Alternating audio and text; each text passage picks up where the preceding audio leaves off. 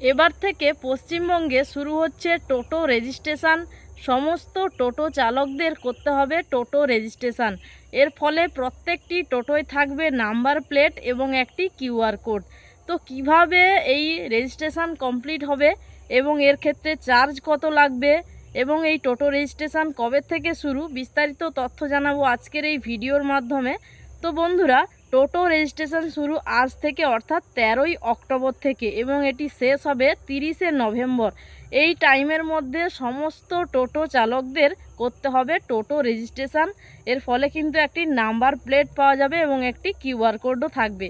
তো রাজ্যের পরিবহন মন্ত্রী এই সম্পর্কে বিশেষ বার্তা দিয়েছেন, তো ভিডিওতে শেয়ার করব সেই ভিডিওটি। তো দেখে নিন সেই ভিডিওটি।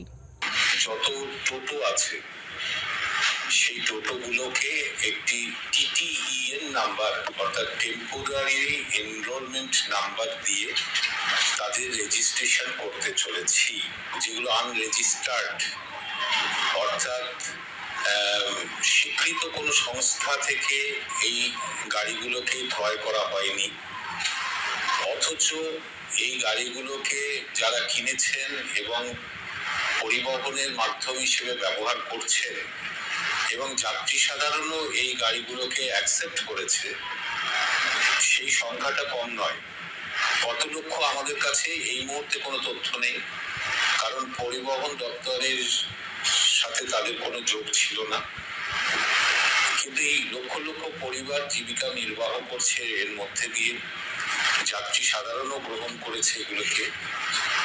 তাই এই গাড়িগুলোকে আমরা রেজিস্টার্ড করতে চলেছি। চিহ্নিতকরণের পর যেটা করবো আমরা, সেটা হলো পুলিশ প্রশাসন, লোকাল মিউনিসিপ্যালিটি বা পঞ্চায়েত, টোটো ইউনিয়ন, তারা একসাথে বসে ওই টোটোগুলো কোন এরিয়ায় চলবে, কোন রাস্তায় কোন টোটো চলবে, কি পদ্ধতিতে চলবে, এইগুলো এলাকা বেসিসে ঠিক করে তাকে একটা ডিসিপ্লিনের মধ্যে নিয়ে আসা, যাতে যানজট মুক্ত হয়। এটাই হচ্ছে উদ্দেশ্য এবং কাজ। এই মাসের 13 তারিখ থেকে নভেম্বর মাসের 30শে নভেম্বরের মধ্যে এই টোটোগুলোর রেজিস্ট্রেশনের কাজটা সম্পূর্ণ হবে।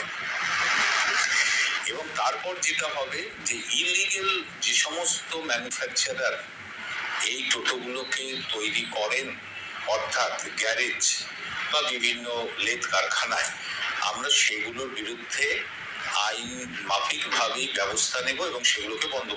এই টোটো রেজিস্ট্রেশনের প্রসেসটি আপনারা যে কোনো সাইবার ক্যাফেতে গিয়ে করাতে পারেন, বা আপনারা যে সরকারি মাধ্যম যে বিএসকে কেন্দ্রগুলো রয়েছে সেইখানে গিয়েও করাতে পারেন।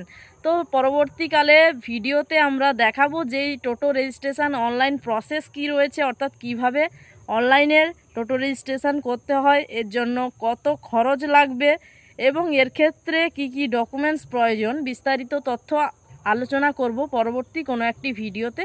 তো আজকের জন্য এই পর্যন্ত, দেখা হচ্ছে আরও কোনো নতুন একটি ভিডিও নিয়ে।